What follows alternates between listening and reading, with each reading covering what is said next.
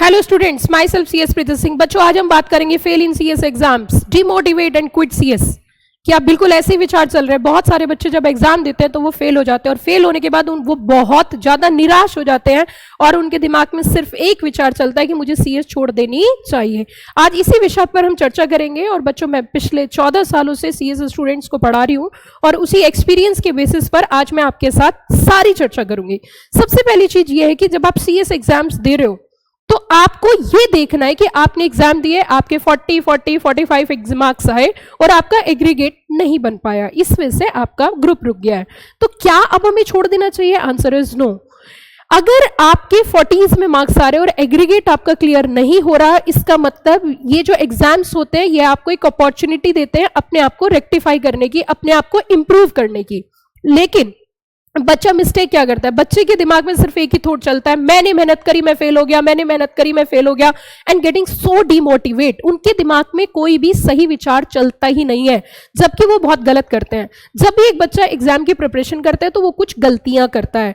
तो एग्जाम्स जो होते हैं गलतियों से सीखने के लिए होते हैं, ना कि CS को छोड़ने के लिए। लेकिन स्टूडेंट्स क्या करते हैं कि पहले भी डिमोटिवेट रहते हैं, जब एग्जाम्स देने जाते हैं एग्जाम का प्रेशर हो सकता है, आपकी कोई पर्सनल प्रॉब्लम हो सकती है, आपकी कोई फैमिली प्रॉब्लम हो सकती है, आपकी कोई एकेडमिक प्रॉब्लम हो सकती है, जिसकी वजह से आपका एग्जाम खराब हो गया। अब आपने उस प्रॉब्लम को ना समझते हुए आपने क्या सोचा, मैंने मेहनत करी और CS का एग्जाम खराब हो गया। आप बिल्कुल गलत हो। आपको ये मौका मिला है, आपको एक एनालिसिस मिला है कि आपने अभी मेहनत करी, सिर्फ इतनी करी है, अब 10 से 15 नंबर और मेहनत करने की जरूरत है। वही बच्चे जो आज पास हुए हैं वो भी कल फेल हुए थे।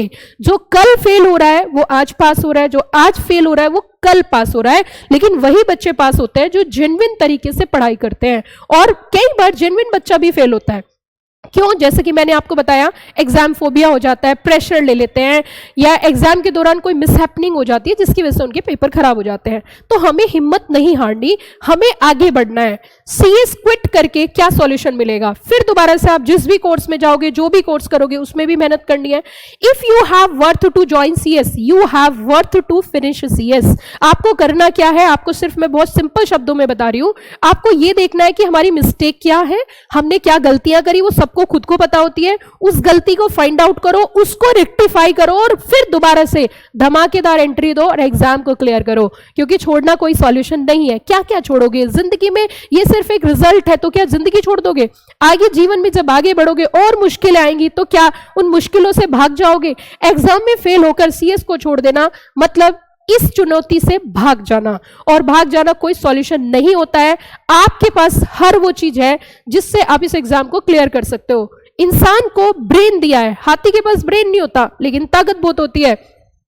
इसका मतलब जानवरों के पास अलग अलग क्वालिटी है लेकिन उनके पास ब्रेन नहीं है, लेकिन इंसान के पास ब्रेन भी है और सेंसेस भी हैं। इसीलिए उनका सही इस्तेमाल करो, हताश मत हो और आगे बढ़ो। जब भगवान ने आपको सर्वगुण संपन्न भेजा है तो किस बात की? सिर्फ एक ही चीज की जरूरत है, वो है मोटिवेशन की। और बच्चों, मैं आपको बोलना चाहती हूं, अगर आप मन के हारे हार है और मन के जीते जीत, मन को तैयार करो और फिर दोबारा से न्यू पैटर्न से, नए तरीके से, नए जोश के साथ आगे बढ़ो।